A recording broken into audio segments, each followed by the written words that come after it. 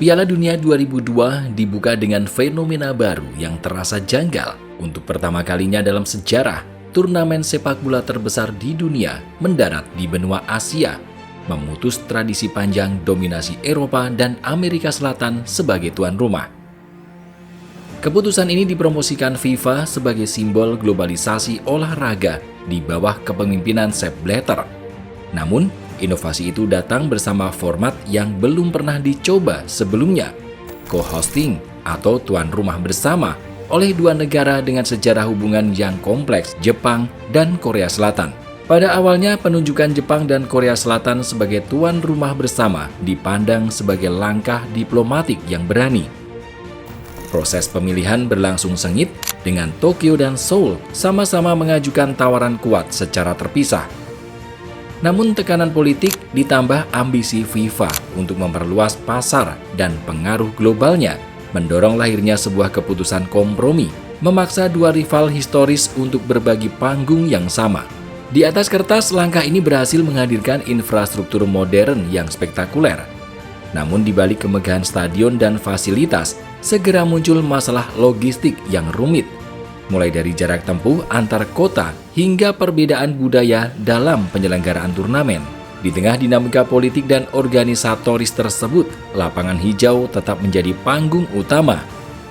Di sanalah sepak bola menghadirkan momen-momen visual dan naratif yang sulit dilupakan, termasuk kebangkitan kembali salah satu bintang terbesar yang pernah dimiliki olahraga ini, Ronaldo Luis Nazario de Lima.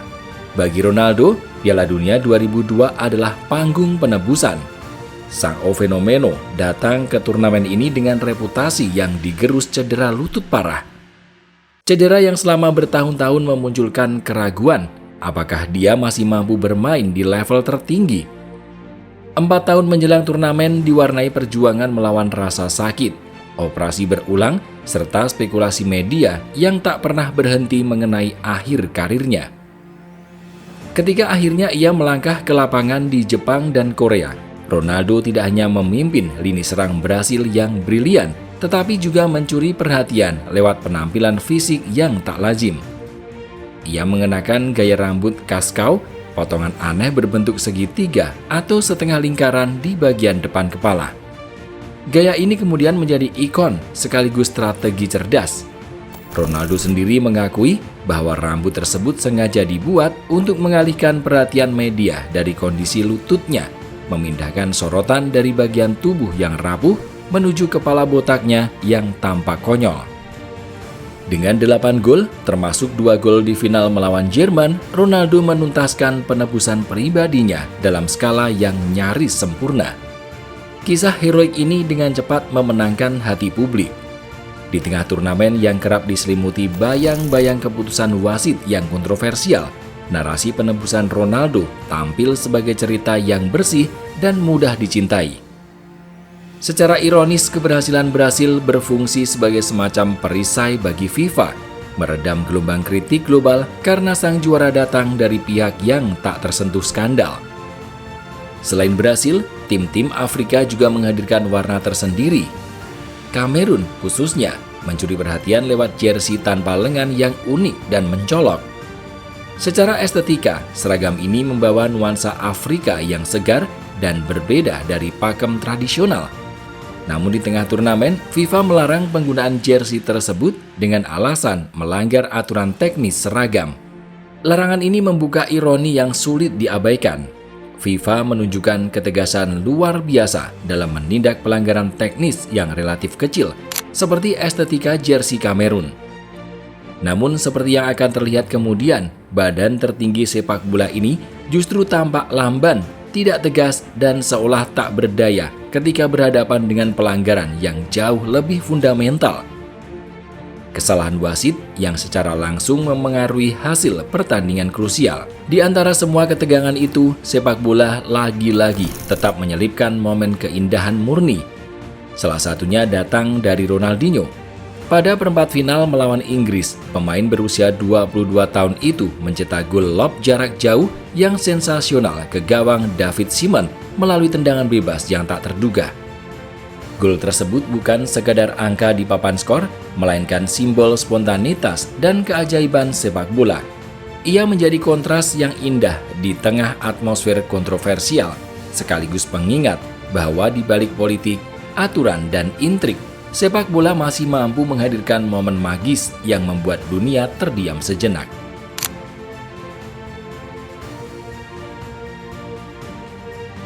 Keputusan FIFA untuk menggelar Piala Dunia 2002 di Asia sejak awal disambut dengan skeptisisme mendalam, terutama di Eropa dan Amerika Selatan. Keraguan ini bukan semata soal jarak geografis, melainkan berakar pada pandangan lama bahwa Jepang dan Korea Selatan tidak memiliki apa yang kerap disebut sebagai sejarah besar di Piala Dunia. Kritik tersebut, meski terdengar elitis, sejatinya mencerminkan kekhawatiran yang lebih mendasar. Apakah ekosistem sepak bola Asia benar-benar siap disandingkan dengan tradisi panjang Eropa dan Amerika Latin? Piala Dunia 2002 lebih terasa sebagai proyek politik FIFA daripada murni turnamen sepak bola. Di bawah Sepp Blatter, keputusan menggelar Piala Dunia di Asia didorong oleh ambisi memperluas pasar dan kekuatan politik, bukan semata kesiapan dan tradisi sepak bola tuan rumah. Masalah langsung muncul saat turnamen berjalan. Format dua tuan rumah membuat tim harus sering melakukan perjalanan jauh antar negara. Bagi tim Eropa, kondisi ini sangat melelahkan dan menimbulkan pertanyaan soal keadilan dalam persiapan pertandingan. Keraguan itu juga diungkapkan secara terbuka oleh Roy Keane yang menilai Jepang dan Korea Selatan belum siap menggelar Piala Dunia. Meski awalnya disebut sebagai solusi diplomatik, sistem co-hosting justru membebani turnamen dan memunculkan keraguan besar terhadap komitmen FIFA menjaga kualitas dan keadilan kompetisi. Skeptisisme di awal, turnamen awal tersebut akhirnya memperoleh pembenaran yang mengejutkan lebih dari satu dekade kemudian. Pada tahun 2015, ketika gelombang skandal korupsi mengguncang FIFA, proses penentuan tuan rumah Piala Dunia 2002 kembali disorot. Investigasi mulai menyikap dugaan praktik curang dalam pemilihan Jepang dan Korea Selatan sebagai penyelenggara. Laporan investigasi internal FIFA yang muncul pada 2015 menelusuri indikasi penyuapan oleh pejabat Jepang demi mengamankan hak tuan rumah. Temuan ini kemudian diperkuat oleh pemberitaan harian di Amerika Serikat yang mengonfirmasi bahwa penyelidikan korupsi menemukan indikasi adanya upaya penyuapan kepada delegasi FIFA yang memiliki hak suara dalam proses pemilihan. Pengungkapan ini mengubah cara pandang terhadap integritas Piala Dunia 2002 secara keseluruhan. Jika proses seleksi tuan rumah saja sudah tercemar, maka turnamen ini sejatinya memulai kompetisi dengan sebuah utang integritas sejak hari pertama. Dugaan penyuapan setidaknya dari satu pihak, Jepang. Jepang menegaskan bahwa keputusan FIFA lebih banyak digerakkan oleh pertimbangan politik dan finansial daripada kejujuran kompetisi. Turnamen ini sejak awal telah memikul cacat bawaan, dan semua kontroversi yang terjadi sejak awal pada akhirnya bermuara pada kontroversi yang paling diingat massa, yakni keputusan wasit di lapangan.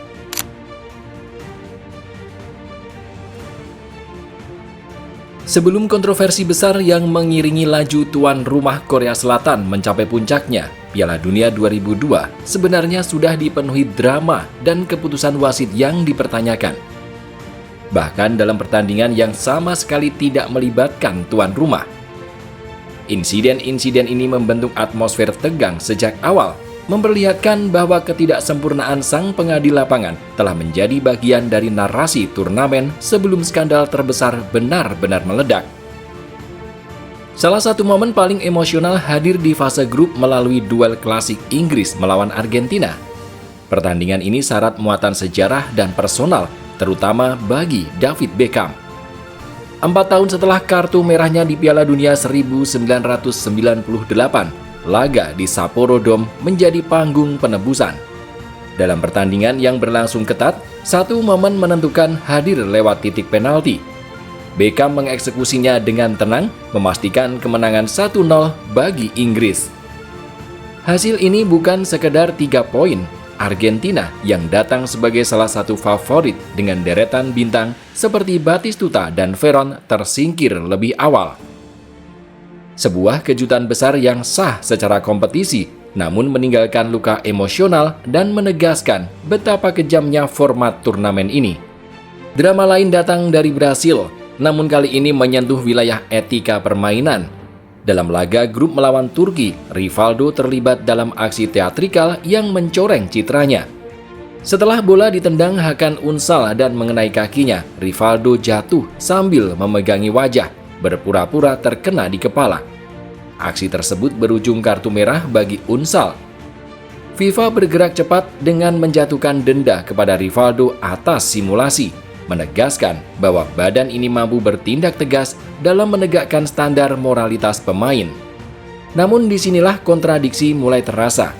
FIFA terlihat cepat dan terbuka dalam menghukum pelanggaran etika individu, tetapi jauh lebih lamban dan tertutup ketika harus menghadapi keputusan wasit yang secara langsung memengaruhi hasil pertandingan dan integritas kompetisi. Kontroversi serupa kembali muncul di babak gugur saat Jerman menghadapi Amerika Serikat di perempat final. Dalam laga ketat yang dimenangkan Jerman 1-0, sebagai momen krusial terjadi ketika bola mengenai tangan Thorsten Frings tepat di garis gawang. Handball itu sangat jelas dan seharusnya berbuah penalti bagi Amerika Serikat. Namun wasit Hak Dallas memilih untuk tidak bertindak. Keputusan ini secara langsung menguntungkan Jerman dan merugikan lawannya. Rangkaian insiden dari air mata Beckham, aksi teatrikal Rivaldo, hingga handball Frings menciptakan lingkungan psikologis di mana kesalahan wasit mulai diterima sebagai bagian wajar dari drama Piala Dunia. Akan tetapi, ketika pola serupa kemudian muncul secara konsisten dan terasa berpihak pada tuan rumah, batas antara kesalahan manusia dan dugaan manipulasi mulai kabur. Drama-drama awal inilah yang tanpa disadari telah menyiapkan panggung bagi skandal yang jauh lebih besar dan sistematis di fase-fase berikutnya.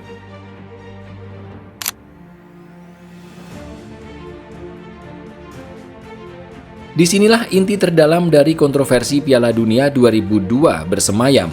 Laju Korea Selatan menuju semifinal bukan sekadar kisah kejutan olahraga, melainkan rangkaian peristiwa yang sejak awal dipenuhi tanda tanya besar. Euforia stadion yang dipenuhi Red Devils memang menciptakan tekanan kandang luar biasa, tetapi atmosfer tersebut terasa diperkuat oleh keputusan-keputusan wasit yang konsisten menguntungkan tuan rumah, sebuah pola yang mulai terlihat sejak fase grup. Sinyal peringatan pertama datang di grup D. Korea Selatan berhadapan dengan Portugal yang dipimpin oleh Luis Figo dan meraih kemenangan 1-0 dalam laga krusial. Namun hasil ini tidak lahir tanpa kontroversi. Wasit Angel Sanchez mengeluarkan 2 kartu merah yang dinilai berlebihan kepada Joao Pinto dan Beto, memaksa Portugal bermain dengan 9 orang. Dalam kondisi timpang itu, Portugal akhirnya kebobolan dan tersingkir. Kartu merah ganda tersebut memicu kemarahan luas dan menandai awal dari dugaan bias yang sulit diabaikan. Puncak tragedi terjadi di babak 16 besar saat Korea Selatan menghadapi Italia. Sebuah laga yang kini dikenang sebagai salah satu pencurian paling kelam dalam sejarah Piala Dunia. Wasit Byron Moreno dari Ekuador, sosok yang di kemudian hari memiliki rekam jejak kontroversial dan masalah hukum, menjadi pusat cerita. Sepanjang pertandingan kepemimpinannya tampak kacau, bahkan sistematis dalam merugikan Italia. Pada masa perpanjangan waktu dengan aturan golden goal, Francesco Totti dijatuhkan di kotak penalti. Alih-alih memberi penalti, Moreno justru mengeluarkan kartu kuning kedua kepada Totti dengan tuduhan simulasi. Tayangan ulang menunjukkan adanya kontak yang jelas, membuat keputusan ini tidak lagi bisa disebut sebagai kesalahan biasa, melainkan kesalahan fatal yang menghancurkan peluang Italia. Ironinya, Italia yang bermain dengan 10 orang masih mampu mencetak gol emas melalui Damiano Tommasi. Namun gol tersebut dianulir karena offside. Keputusan yang kembali terbukti keliru setelah analisis ulang menunjukkan posisi Tommasi sah.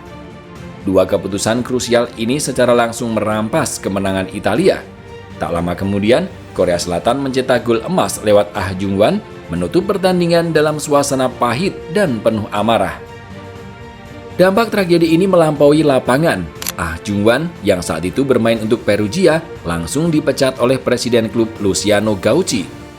Pemecatan ini menjadi simbol kemarahan Italia terhadap apa yang mereka anggap sebagai perampasan sistematis terhadap keadilan kompetisi.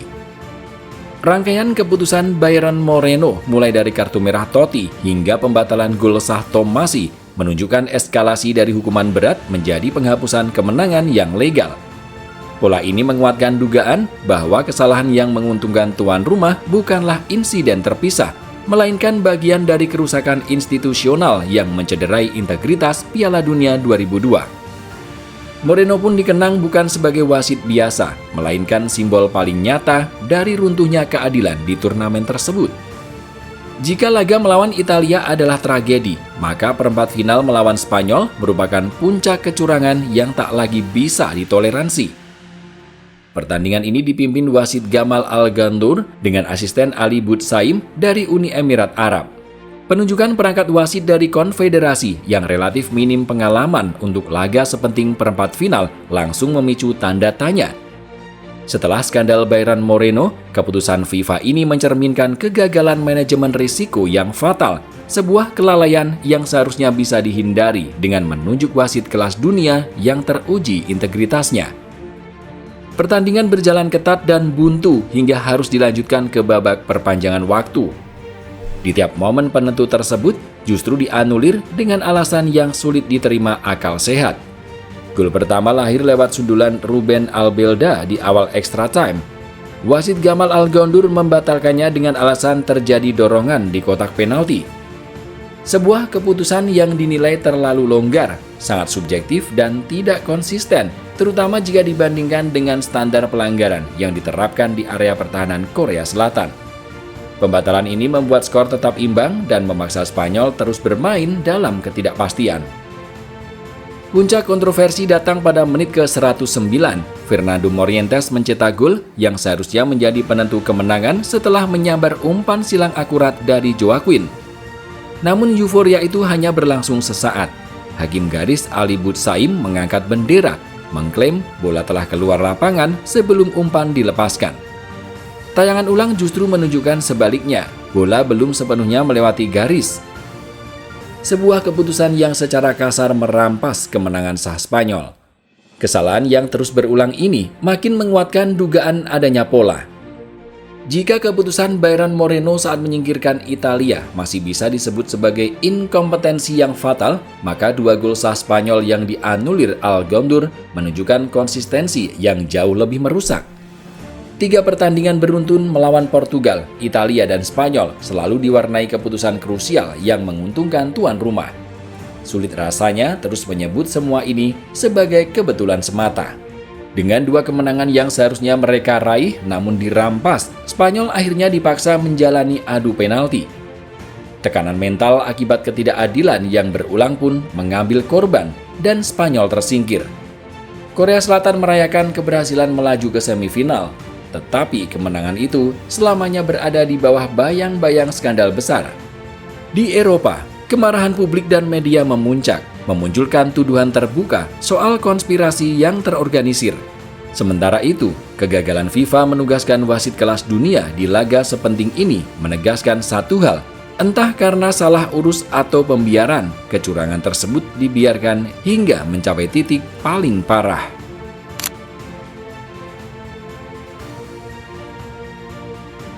Di balik semua kebobrokan yang menyertainya, Piala Dunia 2002 meninggalkan satu warisan yang sulit dibantah.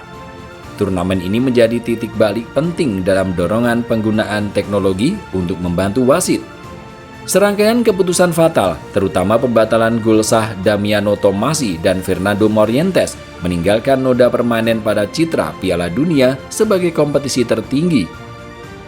Insiden-insiden itu menjadi bahan bakar utama tuntutan perubahan yang pada akhirnya melahirkan sistem video assistant referee atau VAR di tahun-tahun berikutnya.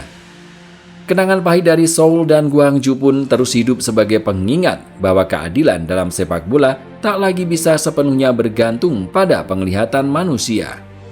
Pada akhirnya gelar juara Brasil dan kisah penebusan Ronaldo tetap sah dan layak dirayakan.